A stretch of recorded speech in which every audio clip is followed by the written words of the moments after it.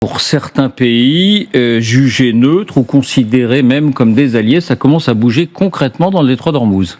Et effectivement, alors parmi ces pays non hostiles, on peut en citer 3 d'abord.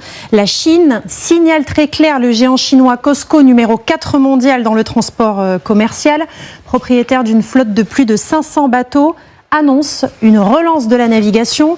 COSCO évoque la reprise avec effet immédiat des réservations de conteneurs pour les expéditions à destination de l'Extrême-Orient vers le Moyen-Orient. Cette fois, il y a la liste des pays concernés, les Émirats arabes unis, Arabie saoudite, Bahreïn, Qatar, Koweït et l'Irak. Bref, vous le voyez, tous les pays bordant le détroit d'Ormuz.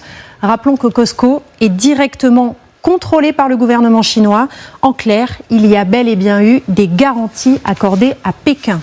Et dans les faits, les premiers navires chinois ou à destination de la Chine sont en train de passer, à l'image du Bright Gold, sous pavillon panaméen, mais transportant 40 000 tonnes de méthane à destination du port de Shanghai. Deuxième pays, l'Inde. Vous le voyez, 2 de ces méthaniers ont franchi le détroit au même moment. Le Jazz Vassant et le Pine Gaz, chargés chacun de 45 000 tonnes de GPL, du gaz de pétrole liquéfié.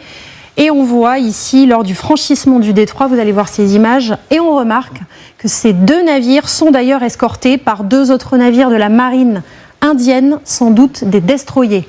Les experts évoquent aussi 2 autres pays dits non hostiles, le Pakistan et la Syrie. Tous les navires escortés sont priés, vous allez le voir, de suivre un tracé précis. Effectivement, c'est très clair. Au lieu de franchir le détroit par le milieu, comme c'est le cas d'habitude, vous voyez que désormais les navires empruntent une sorte de corridor entre 2 îles iraniennes, celle de Keshm et celle de Lakkar. Pourquoi ? Eh bien parce que cela implique d'entrer dans les eaux territoriales iraniennes, ce qui permet un contrôle total du trafic par les gardiens de la Révolution. Et vous le voyez, ils longent ensuite la côte jusqu'à la sortie. Il y a tout de même visiblement une condition acceptée par ces pays non hostiles pour passer. Effectivement, il faut payer. Selon le Financial Times, certains navires ont déboursé jusqu'à 2 millions de dollars. Vous allez le voir, dans un secteur que les spécialistes appellent déjà le péage de Téhéran et qui se trouve exactement ici. La somme est négociée directement la veille ou l'avant-veille entre les assureurs et les courtiers et les gardiens de la Révolution basés dans le port de Bandar Abbas. Chaque bateau obtient ensuite un horaire précis de passage. Écoutez l'un de ses porte-paroles.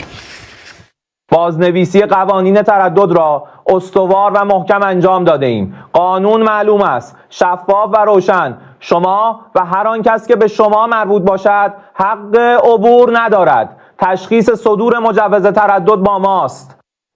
Merci Justine.